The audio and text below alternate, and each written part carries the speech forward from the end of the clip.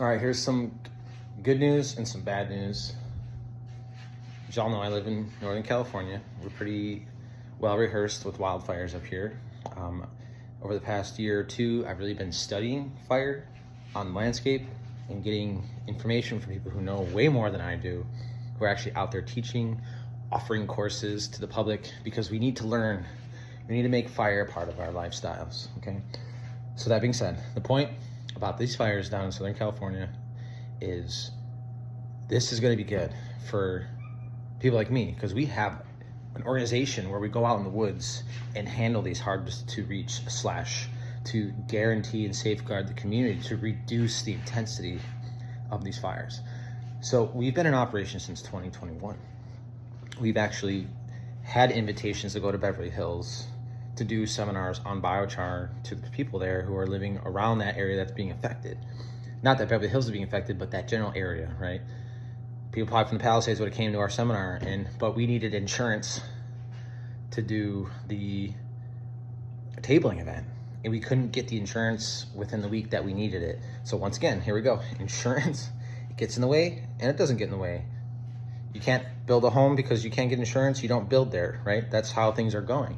But what happens if you already built somewhere and you had insurance for 30 years and it gets cut because they have ran the algorithms and said, okay, yeah, this is probably going to torch next year, so we're dropping all these policies this year.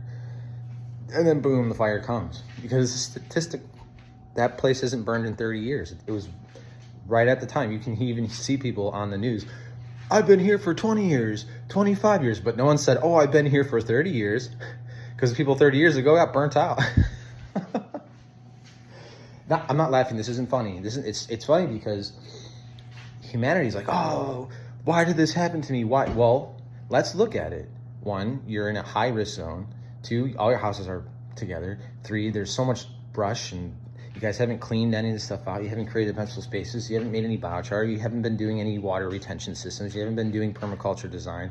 You have a huge forest right behind your house. How many times have you gone in there and worked in it? How many times have you, as a community, said, hey guys, you see that big mountain behind us that's just full of wood? Maybe we should go do something. No, and that's the thing. We want to go do something. So empower our group. Y'all people down there who can't get insurance, instead of that insurance payment you're paying monthly, give that to us. And we'll make sure we go out there and handle all this wood for you. We'll make sure you will know that we're doing work there. We will bring down biochar to your house to install it around your landscaping. So when a fire does break out, it's going to hold moisture and save your house. We're going to dial back every, defensible space. This whole place needs to be rebuilt. Different building codes, different types of housing. It's just, I'm excited because it's really bringing people the awareness of like, yeah, we got to do something now. And who are out there doing it right now, who we can support. So next year we can start on the right foot. Well, this is right now. This year we can start off on the right foot. And that's us. We're one of those people. We are one of those. Lucky y'all. Hope you watch my channel because we want to help y'all. We do. We have the resources. Northern California, we are really good at wildfires up here, especially in Butte County. We know what we're talking about. We know, we've seen it. We've been through all this before. We can give you guys the information you need to rebuild properly and to safeguard such a high risk area. Like y'all need to be in the woods all winter. But hey, we want to do it, so empower us. We are more than happy to assist. We have literally, I've trained 30 people on how to use these kilns.